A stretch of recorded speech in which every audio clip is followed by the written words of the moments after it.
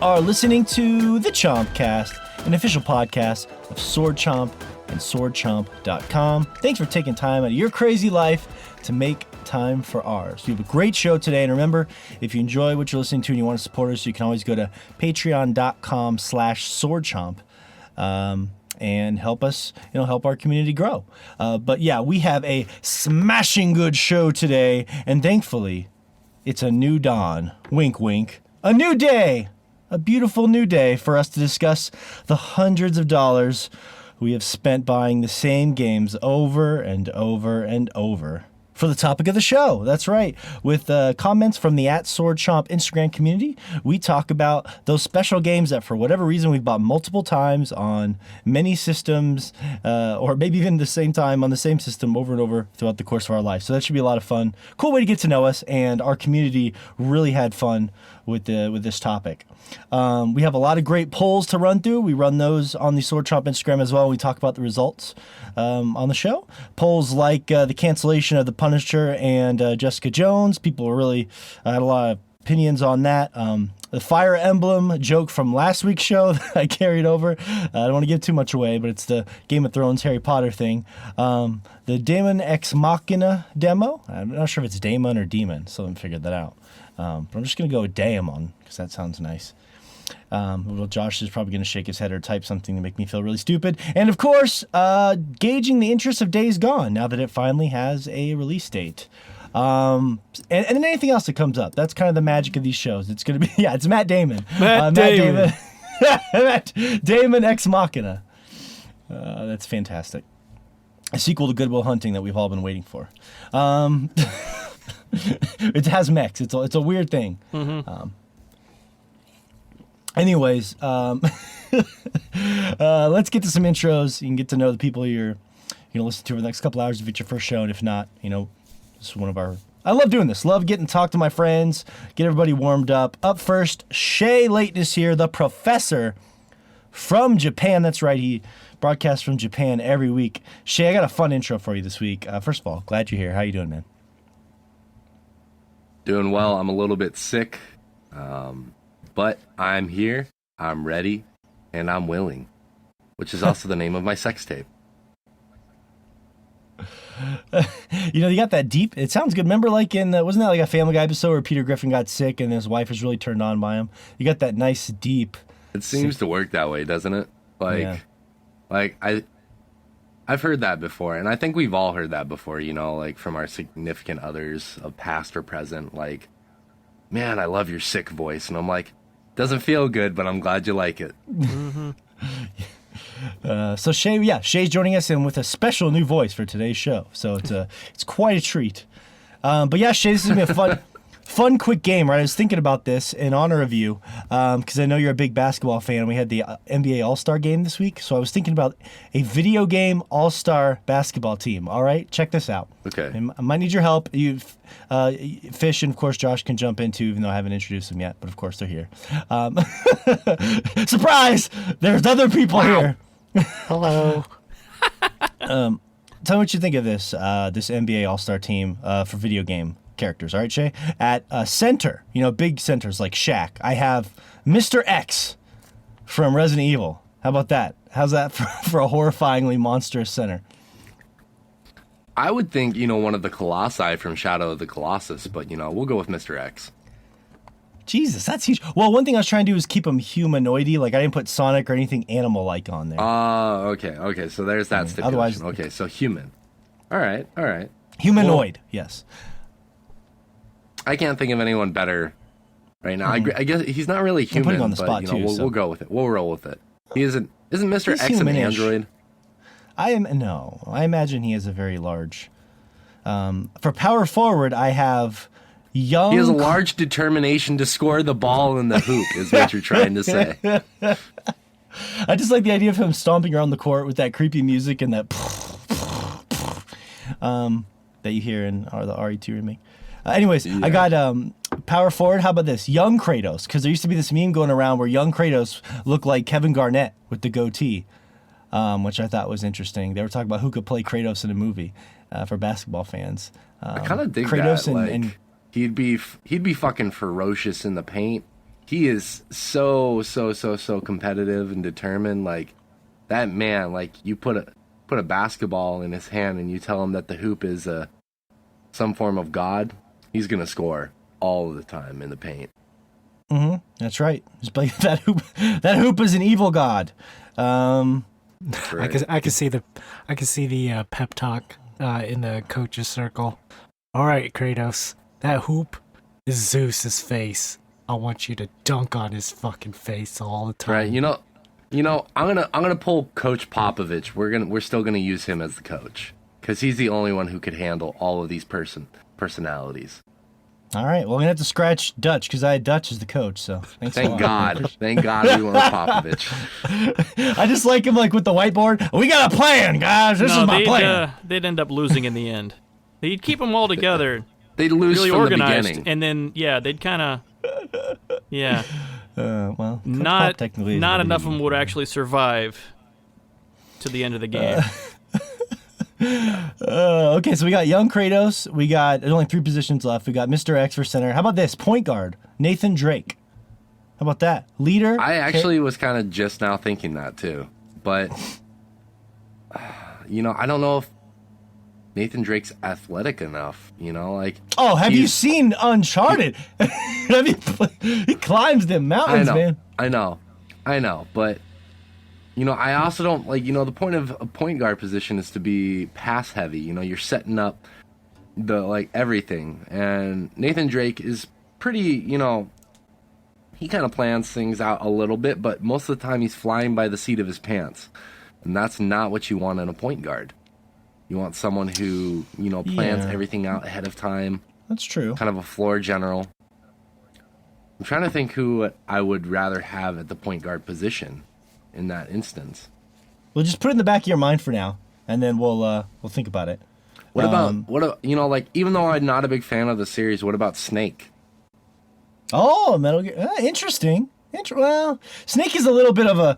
That's interesting. Okay, well? How about this? If you're not a fan of the series, how are you gonna make a case for him? Because you put a lot of thought into why. Because he plans everything out. He's very formulaic. But he isn't trying to set everyone else up for success. I don't know, man. That sounds like a poster that I'd see in my classroom. Set everyone else up for success. Okay. Well, we'll come back to the point guard. We'll come back. That's good. I thought Nathan Drake was all right. So how about this? Shooting guard. The greatest shooting guard of all time was Michael Jordan, right? The GOAT. Yeah. So I went with the GOAT of video games, Mario. How about that? One more time. Sorry, Skype was lagging. I got Mario for shooting guard because Michael Jordan was the greatest of all time. Mario's the GOAT in video games. No, Yeah, I could see that being the case. That wasn't my initial thought, but yeah, I think he would work just fine. I was actually thinking Auron from Final Fantasy X, but yeah, we'll go with Mario. Yeah, he might actually fit in the next position because I had I didn't know what to do for small forward, so I was throwing up between like Dalsim from Street Fighter because he has those arms that can just stretch the basketball. Yeah. That's very literal though.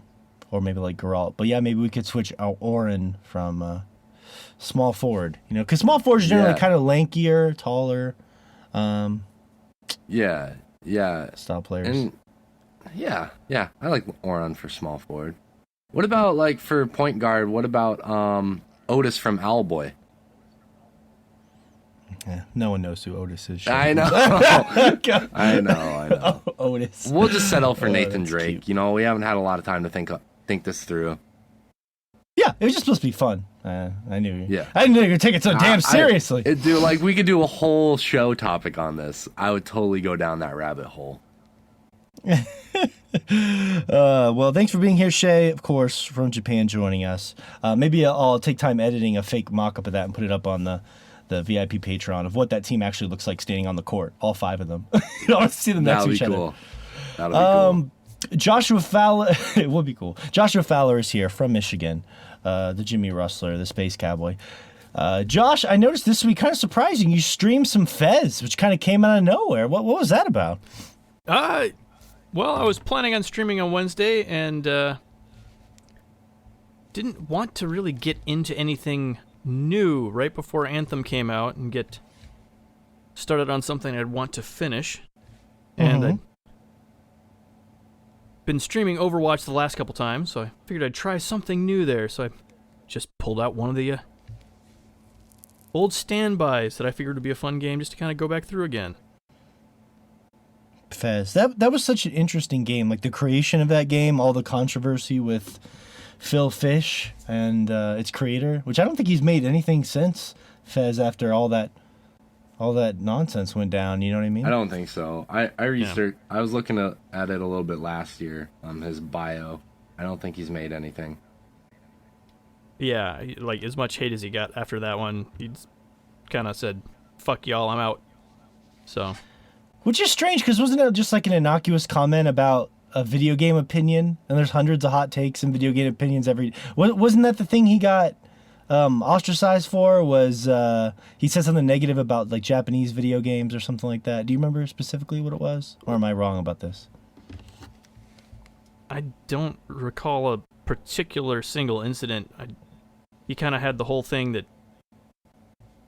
Jonathan Blow did with responding to all comments a lot for a while there. All the okay, so the haters kind of got under his. Yeah.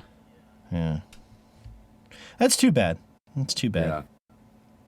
I mean, pretty much what I'm reading is basically that he got burnt out from all the work and all the comments and partnered with other stuff such as like basically he felt like kind of in the video game industry that there's prone for people the conditions are prone to being overworked type of conditions or kind of mental or verbal abuse, and so he decided to step away from developing video games. Which is interesting because the game was critically received really well. So it's just fascinating. Like, it wasn't like people didn't like the game, which is interesting. You think that would be the best way to shut people up is just be like, hey, I made a game that people really enjoy, and then just kind of block out the noise. Well, I mean, think about it the way, like, not to bring basketball back into it. This isn't a basketball podcast, but like the recent argument is, been like LeBron James being the GOAT of basketball, or is it Michael Jordan?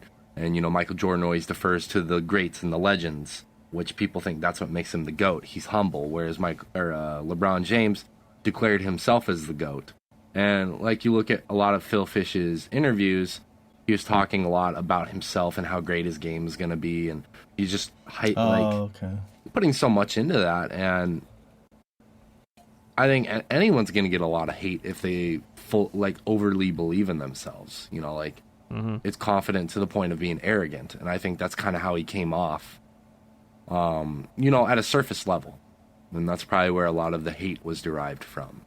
Yeah. Which is weird, because if you were confident to the point of arrogance, you'd think you wouldn't be the kind of personality type that would be bothered by a bunch of idiots on the internet. You know what I mean? So it's just fascinating.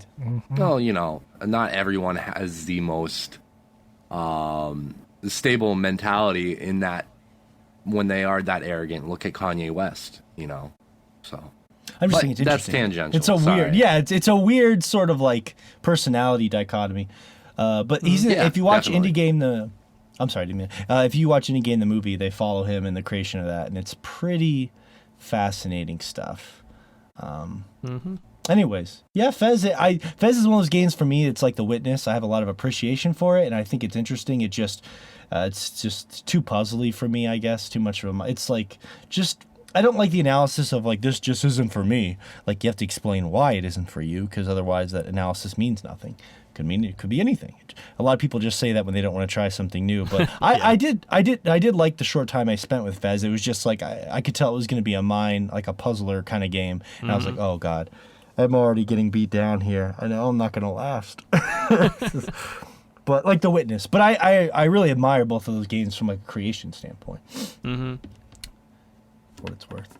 Anyways, that's cool. And I know, glad to have you, Josh. I know Fish showed up to your stream as well. Who's Fish? Well, that's right. He's the Filipino Johnny Depp, joining us from Texas. Howdy. Yeah. Glad you're here, Fish. I felt bad. I felt bad this week. I don't know if you guys know this. What's wrong, Morgan?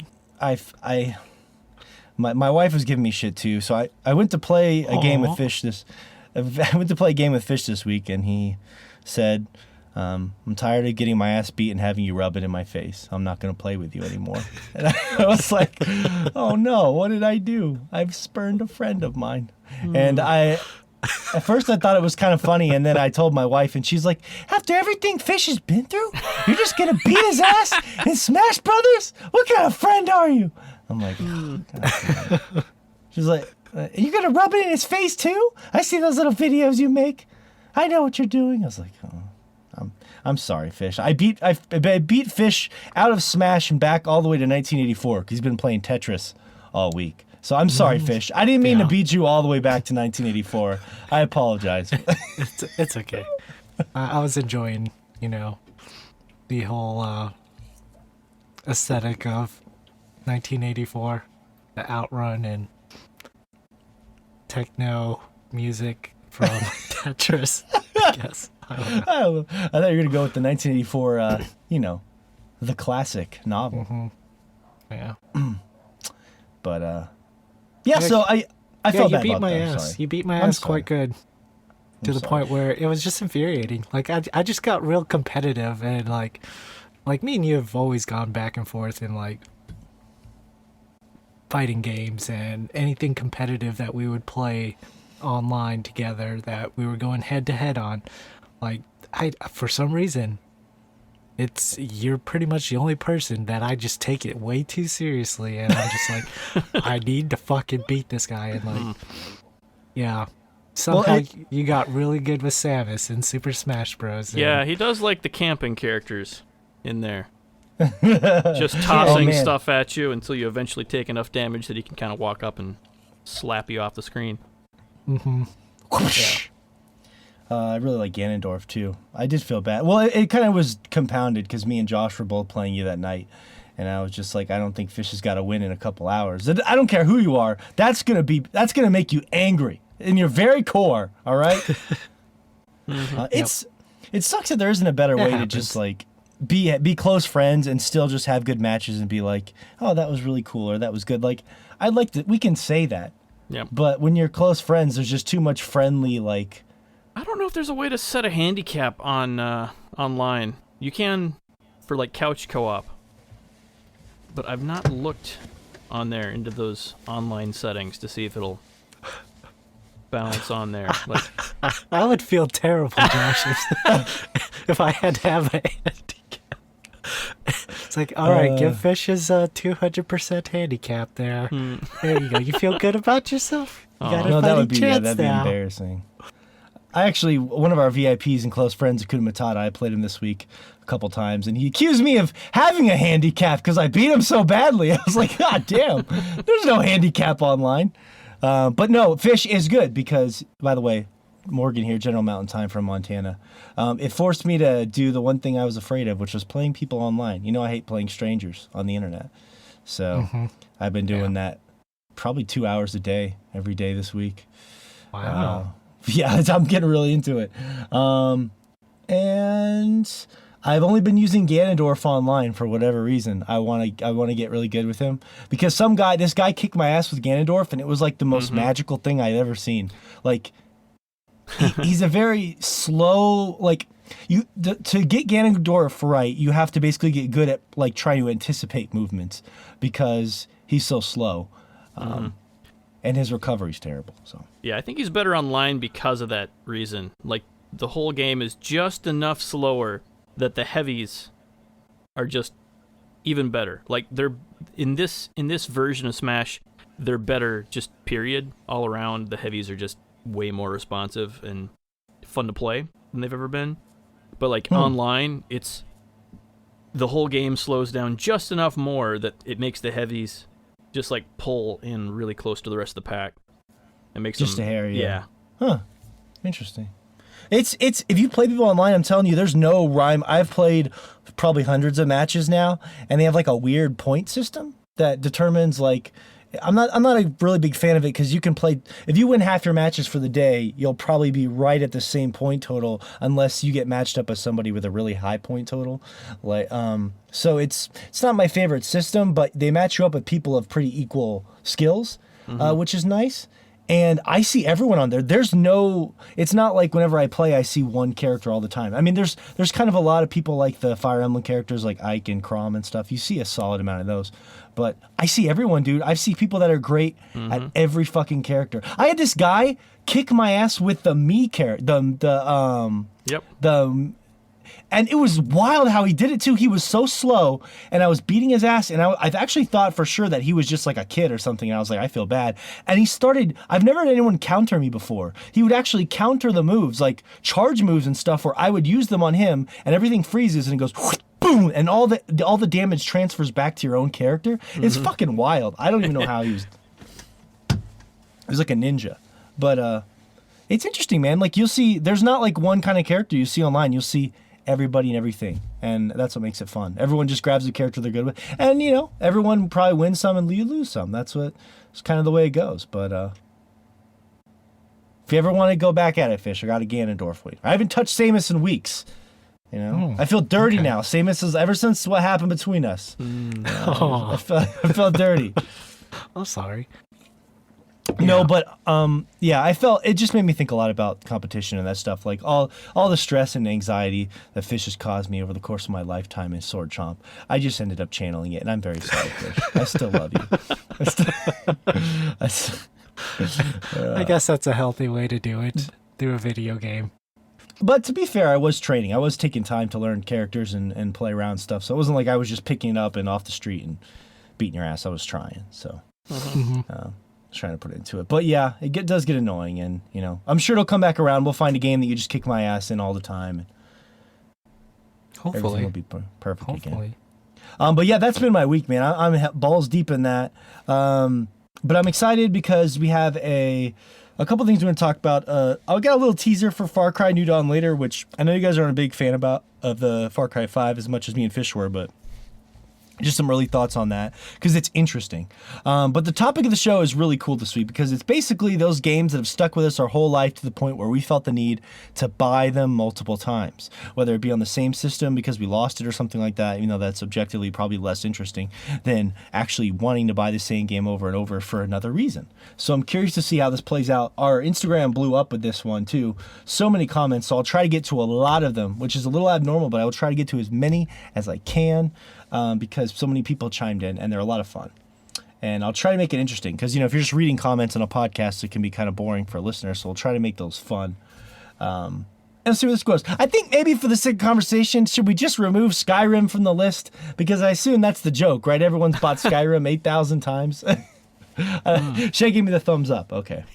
Well, Shay, this was kind of something you were thinking about when this topic came up, so... was there something that happened recently or a game you had in mind when you started thinking about this? Oh, yeah. I immediately thought of Shining Force. I bought that game so many times. I think I bought 3 Sega Genesis copies, US versions. I bought the Japanese version, which is sitting at my house. I bought it for the Game Boy Advance version, which was kind of cool because they actually added some extra stuff into it. Like they added 3 new characters, and they added these cards that you also collect that do some various things. And then I bought it through the various collections of the Sega Genesis collections on both the PS2 and PS3, or sorry, Xbox 360. And then I'll end up buying it again for the PS4, as we've discussed privately. So, wait, it's coming out again on the PS4? Well, they had a Genesis collection released for PS4. Oh, yeah. For that new potential series you're thinking about starting. Right. Yeah. On Twitch. Yeah. So, and then on top of that, I've emulated the game on like 3 or 4 different phones to play it. Well, and there's a good possibility that for you in that case, a lot of it's probably just that warm feeling of nostalgia, that childhood, that happiness. It kind of like if you're in a discomfort, like an uncomfortable place or situation, like having a game like that can sort of make you feel a little bit more, comfort foody. Right, exactly. It's comfort food for me. You know, we discussed this, I think, probably about 60 episodes ago now. Comfort food games.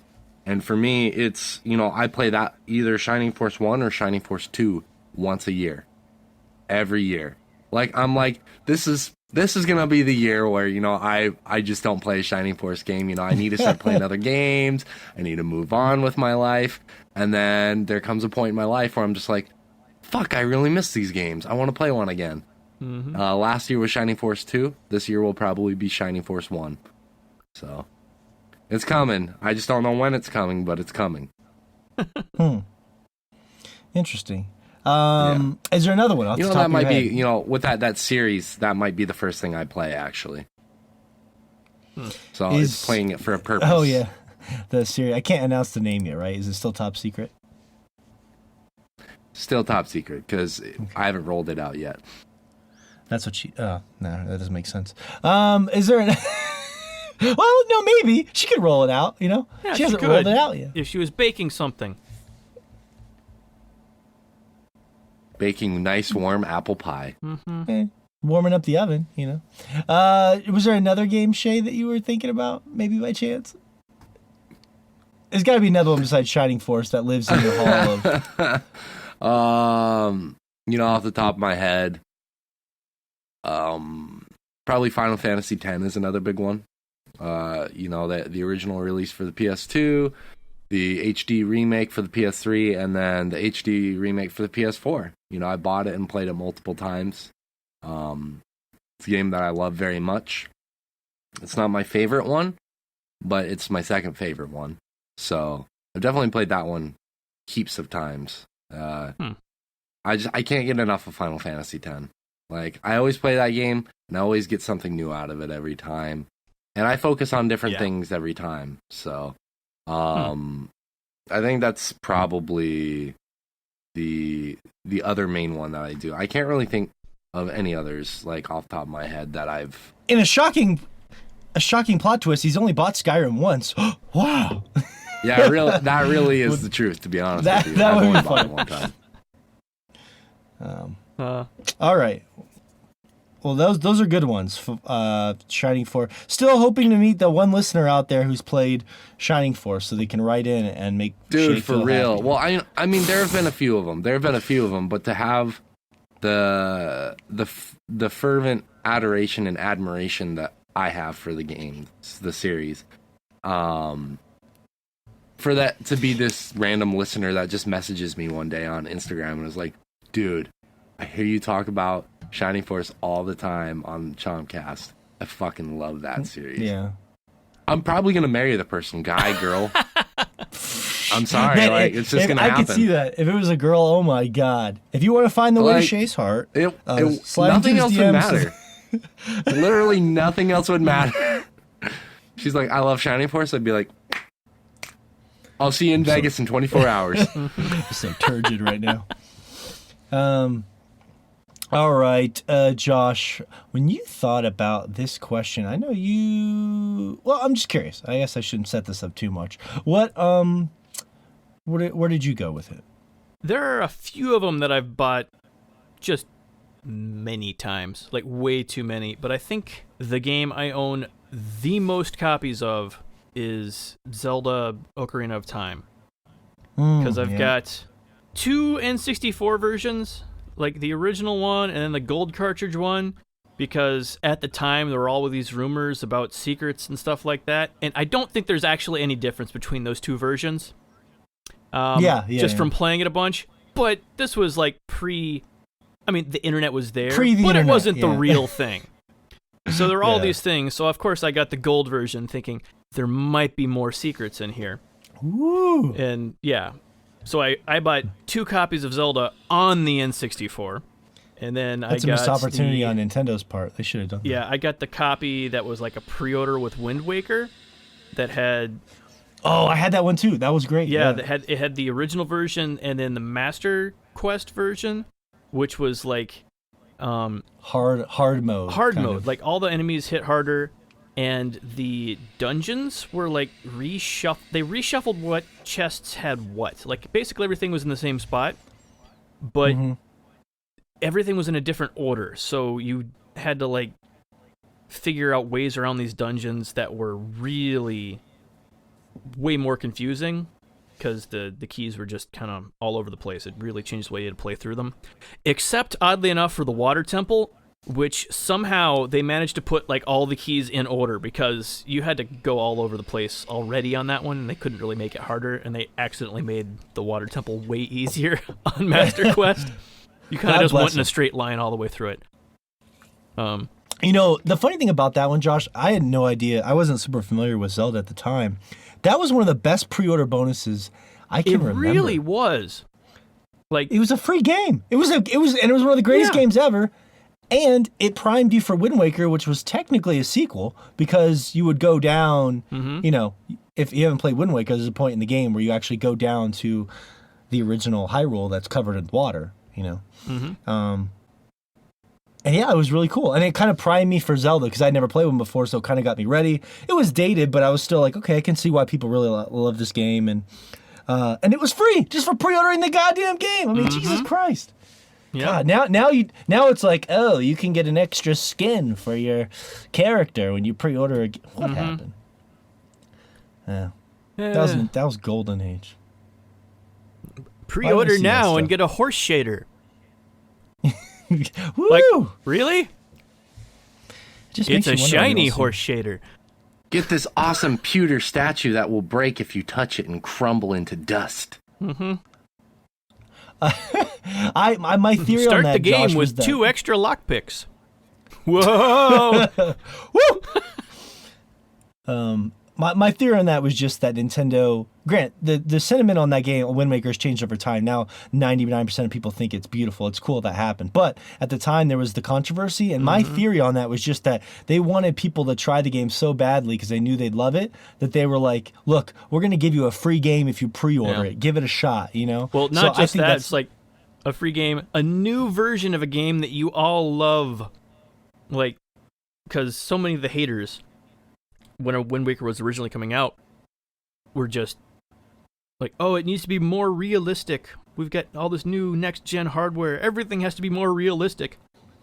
Which is absolutely a trap, because nothing on those systems looks remotely realistic. No, And- yeah. I mean, look how Twilight Princess turned out. It didn't really look I mean, it's a great game, but it didn't really visually stick out because they went back to the... Yep. It just looked kind of weird. That's Ocarina of Time. That's a very Josh. Was there a second? Was there a runner-up? I've mentioned before that I've bought multiple copies of like Final Fantasy 5 and 6, the SNES games, just because I love those ones so much. Yeah, just for all the different consoles. Well, that and because they keep re-releasing them, but they re-release them really inexpensively, which has always been nice. So you can like pick up a new copy of it, and it's it's $10. 10, $15. Yeah, I'll buy that again, sure. And yeah, it's just they always make it just the right amount to make me think, yeah, maybe I do need that. Maybe I can afford that. You give the price on those is tempting even for me. I'm like, oh, I want $10. Yeah.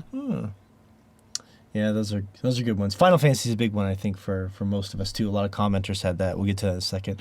Fish. What about you, man? What does Fish buy over and over again? The man who hates video games. Final Fantasy VII. I've only bought it one other time after I originally bought it on the PlayStation. They came out with, when PSN started coming out with releasing older games from the PS1 and PS2 on there. I was waiting. I was like, wow, they're gonna release Final Fantasy VII on here, and I'm gonna buy that shit because I want to play that, on this new hardware that I have. And I ended up buying it. I played like 30 minutes of it and never touched it again. That happens to a lot of us, It's, I guess it's just like the comfort of knowing that you have the game, and I was almost like I was buying back my happiness whenever I purchased it once again. I felt like I was, supporting the game in a way, in my own way, I guess. I mean, I'm just at this point just giving money to PlayStation for a game that's just like, I don't know how much work went into putting it onto that system, but yeah, I was just buying it out of almost like the comfort of knowing that I have the game if I want to play it again right then and there on that system, because at that point I didn't have a PS1. So yeah, that's a big thing. That's a big thing, is like being able to have that game if you want it. right. It's like you have to have Yes, that that comfort comfort food there. at the end of the day. Yeah. Mm-hmm. Yeah, that's mainly why I got it. Other than wanting to play it on, a newer system, even though it probably didn't run any better or any worse. So Well, and so that's the tricky thing too. A lot of times we buy those games and you're just like, this is cool, but it can be harder sometimes for the older games, especially the long ones like that, to hold your attention. Because are you going to sit down and play 80 hours of Final Fantasy VII again? I mean, right. maybe, but it's not an easy task, Yeah, it's tough. Is that the only game you've ever bought in twice? No, I bought Borderlands for 2 different systems. Gross. And Ew, gross.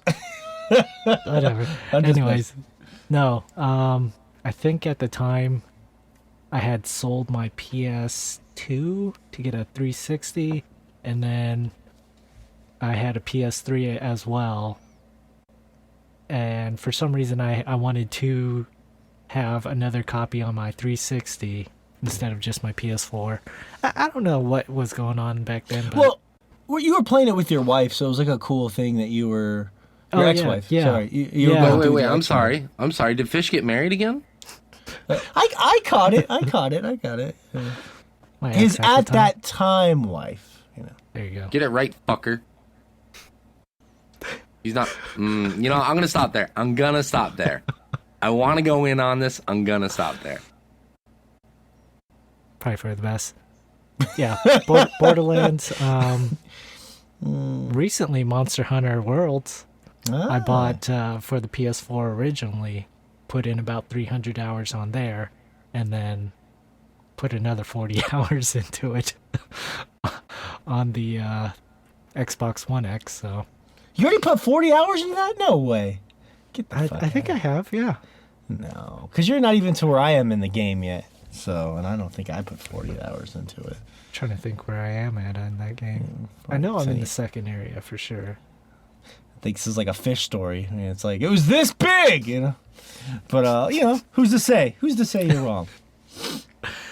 But yeah, I tricked you into that one. I tricked you into buying No Man's Sky twice, too, which was nice. Because you had that for PC. Oh, yeah, And that's then right. you bought You it tricked for- me real good on that one, too. It was pretty nice. Bada bing, bada boom. Just playing it. That's a pretty good list. It's a pretty good list of games. I don't think this one counts because it was emulated. But Super Metroid, I played way back in the day. Then when I found out about emulators, I was like, oh, there's one game I really want to fucking play on a PC right now. And that was Super Metroid. Hold on. So the question is, what games have you purchased several times? Oh. And your answer is a game that you illegally downloaded on the internet for free. Oops. I paid with it in Trojans and malware being installed onto my computer, so Yeah. I had to Yep. deal with that. Paid the heavy price there, huh? Yep. It's hard to tell if that came from the emulation sites or all the porn you were looking at, but one of the two. God, I sound like such an old man. You illegally downloaded Super Metroid. Oh, God. I know what you mean, though. It felt like you were reliving it. But I bought Super Metroid several times. I bought it on the Nintendo Network again, so... It's on the 3DS, too, I think, if you want. I mean, it's the same network, technically, for some of them, but different systems. That's the big one I posted about this week for me when I put the picture up was me in Donkey Kong Country, because Nintendo is insidious about this.